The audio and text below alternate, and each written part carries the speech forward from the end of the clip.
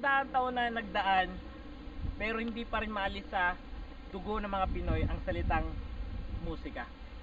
Sa dami ng naglabasang banda at genre, saan nga ba ito nagmula? Saan nga ba? O nga no? Ang mga sinaunang Pilipino ay may sarili ng estilo ng paggawa ng musika. Mula sa tinatawag na harana at kundiman at iba't ibang impluwensya ng mga banyagang lahi, naglabasan ng iba't ibang klase ng musika. Tulad ng reggae ng Jamaica, emo ng mga Kano, rock and roll ng Juan de la Cruz Band, hanggang sa mga kabalbalang tulad nito.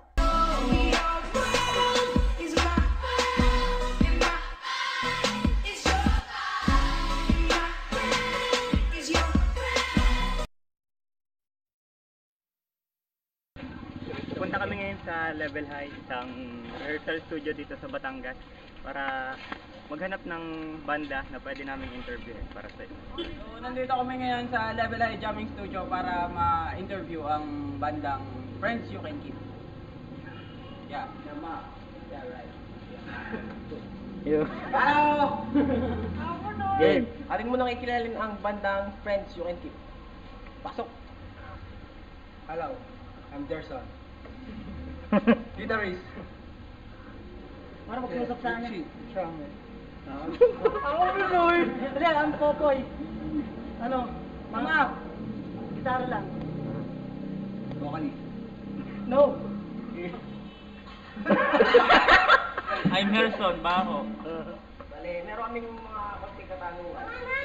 Sinong nagpasimula ng banda? Ako pare. Kaya?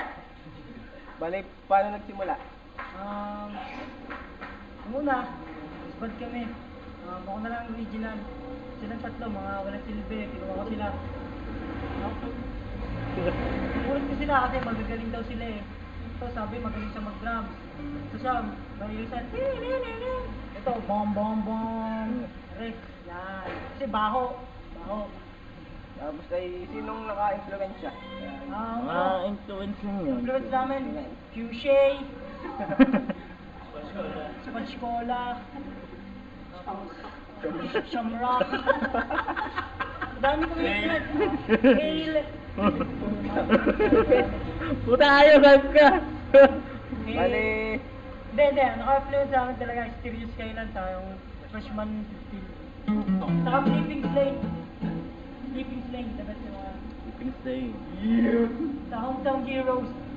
Mga naka-influence sa amin. bale, paano nakaka-apekto ang pagbabanda sa pamilya? Ang pamilya namin, gusto naman nila. Kaso ayaw nilang umuwi kaming late. Kasi strict sila eh. Yung iba naman, yun, parang nakaka-apekto sa inyo sa pagbabanda sa pamilya. Drummer mo na. Yun nga, tulad ng sinabi niya, pag uuwi ng late, di syempre nag-aalala yung parents namin. Yan na. Oh, Ayos lang naman. Cute. Sa amin, ayos lang.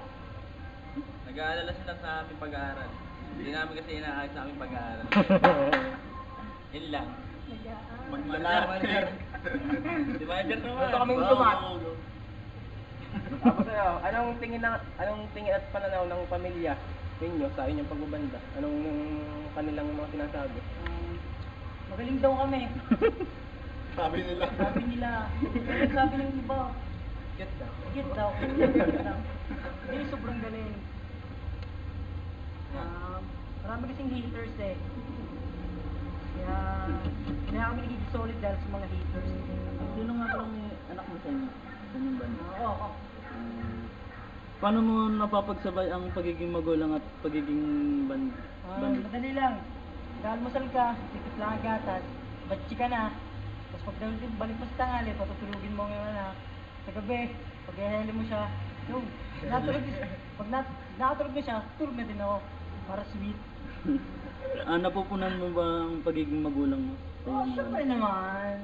Syempre naman. Kasi nabili akong gatas, pacifier, pampers, saka marami pa yung mga kailangan ng bata. PSP. Kaso pinipunan ko pa. iPad Apple. Anong may papayo mo sa ibang mga bandista na na magulang na at sa mga nagpaplano pang maging na magkaroon ng pamilya na bandista? Pagpatuloy lang nila ang pagbabanda. Sa ano din, dapat nilang alagaan ang kanilang mga anak para school. Para wag lang pa chill-chill kasi pangit 'yon. Maghahanap dapat ng trabaho. Hindi katulad ko, walang trabaho. Hirap ng buhay ngayon. Hanap pa. Padalwa na. Buntis ulit sa misis ko eh. Kaya, maghanap lang ng trabaho, promise yun. Gusto mo rin bang maging bandista ang iyong anak pagdating ng araw o may pangarap ka para sa anak mo na iba? No, ayoko maging banda din ang anak ko. Kasi sa buhay ng banda, ayos din, kaso walang buhay. Tulad na ng mga banda ko, walang buhay. Malalaki lang itlog ng mga yan, pero walang buhay yung mga yan. Gusto ko siya mag-factory sa bagagingan ako, engineer. Para pagtayo niya ng mga bahay. Pari, gusto ko maka-invento siya ng mga bahay na tulag, mga battery. Basta na lang namamatay ang ilaw. Ano gusto ko sana ako. Gusto ko lumabas yung matalino. Pakayang biro.